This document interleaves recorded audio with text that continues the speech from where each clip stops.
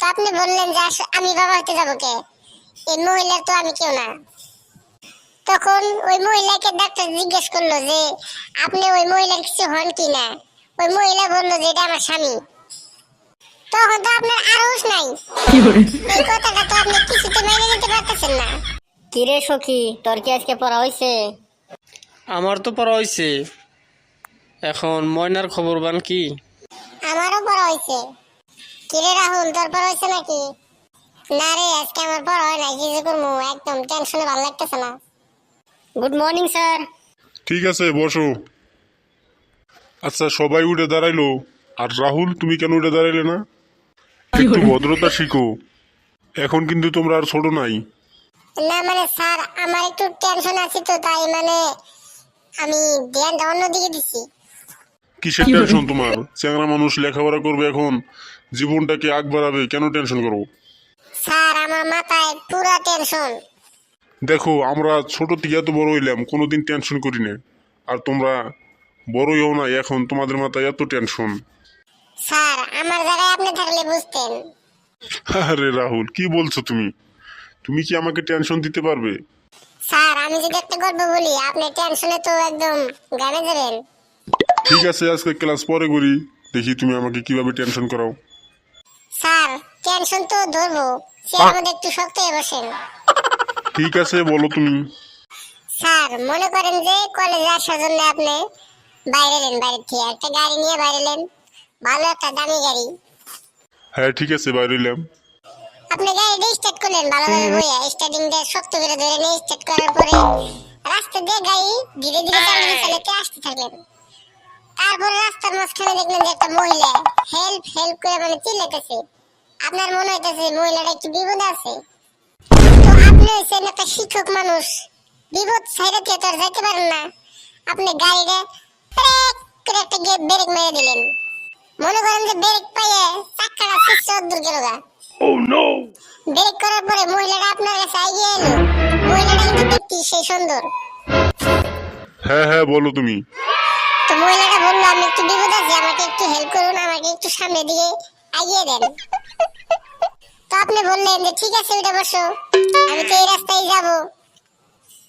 তো মহিলাটা আপনার গাড়িতে উঠে বসলো। বসার পরে মিষ্টি মিষ্টি হাসতেছে আপনি এমনি তাকায়। সুন্দরী মহিলা, গাড়িতে কেউ নাই, আপনি একা, মহিলা একা।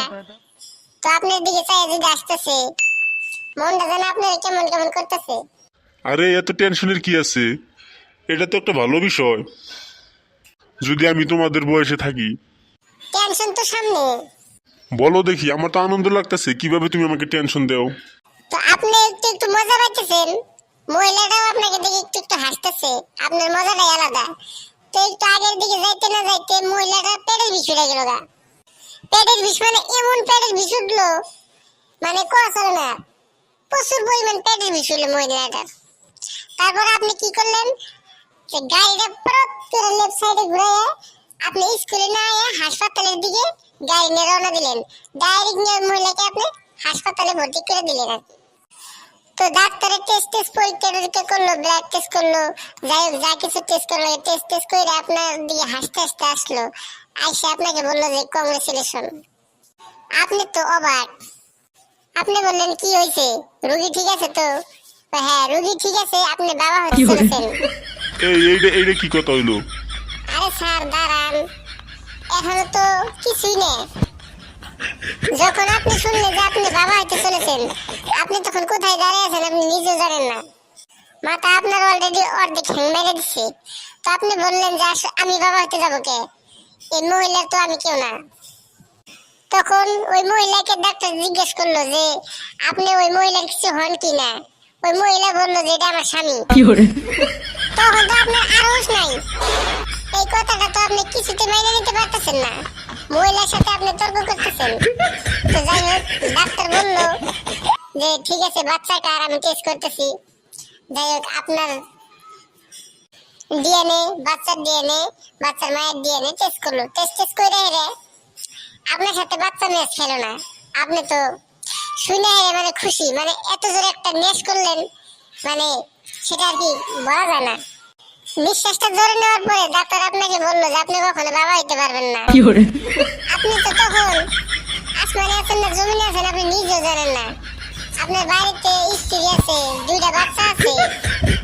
আপনি তখন আর টেনশনে পড়ে গেলেন যে এইগুলো তাহলে কার বাচ্চা।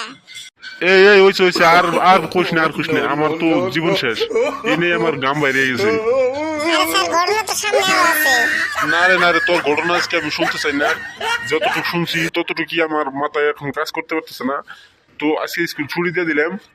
যার যার মতো বাড়ি যাও, কালকে থেকে আসবো। এই ধরনের টেনশন আর আমার মাথায় কেউ দিও না।